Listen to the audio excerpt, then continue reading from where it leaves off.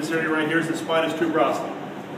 Okay, the whole thing is the spine. Spinous tuberosity is this a little bit wider, flatter, very superficial. The infraspinatus and supraspinatus muscles don't really cover that area of the spine.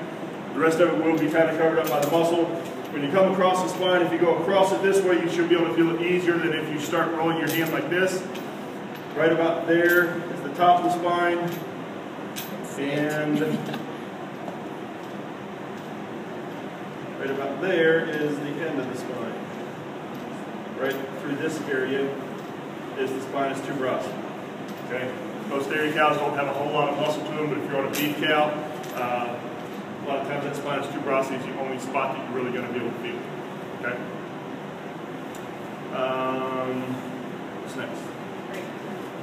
Greater tubercle of the humerus. This whole thing is all greater tubercle of the humerus on a cow. By definition, when you look at the book, it does not say that there is a cranial and caudal part, but there really is. Totally. So this is the cranial part, which is like the point of the shoulder. The caudal part of the greater tubercle is this part, and that's where the tendon of the infraspinatus is, and this is where your subtendinous bursa is located. Okay? So again, that bump right up there in the front, point of the shoulder, that's the cranial part of the greater tubercle. And this area,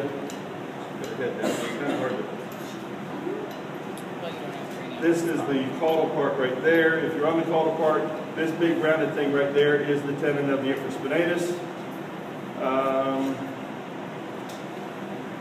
The muscle's coming down in here like this. So right there is the tendon. Part of it's going to attach on that crest of the greater tubercle, or the top of the greater tubercle. The other part is going to basically attach right down here on the humerus. Okay, and right there's your subtendinous bursa. Right?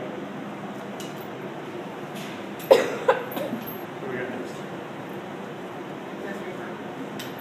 Except that's all the way down here. There's nothing important between here and here. Apparently not. It's not on the list. There's the accessory carpal bone. The only bone on the palmar aspect of the carpus.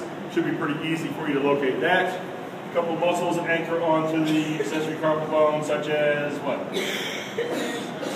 Ulnaris lateralis. What else? Flexor carpi ulnaris. What else? That's pretty much it. Okay? That's all the accessory carpal bone. Should be easy enough to find that. And that leaves us with our palmar common digital artery 3. Okay. On the cow, basically what we're looking for is the palmar common digital artery 3. It's going to cross over the medial tendon of the superficial digital flexor. Since we have two toes down here, basically the superficial digital flexor is going to come down. It's going to split like this. Part's going to each digit. Right here at these proximal sesamoids, there's the distal sesamoid right there. Proximal sesamoid is just like a horse. If you just had one of these, it'd be just like a horse. Okay? At this point right here, this is where the dew claws are located. So you got these two little dew claw things sticking out right here. Just above where the dew claws are, crossing over the medial tendon of that superficial digital flexor, right about here is our palmar common digital artery 3. So it's going to cross over that medial tendon of the superficial digital flexor, and then there's this little elongated bulge sort of thing, kind of like that, right above where the two dew claws are. Okay, this is where you're going to be able to feel the pulse on a cow. You can see that on these guys. You might need to kick some mud off first. Literally. There's the dew claws, proximal sesamoids are right in here. That squishy bump right there is palmar common digital artery 3. Put a little bit of pressure on that, you can feel it, get a pulse. Okay? One on the other side you can see as well.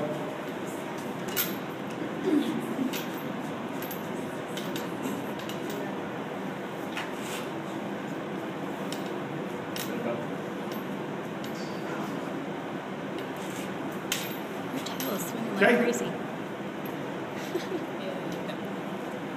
Any questions on a cow? Got it. Okay.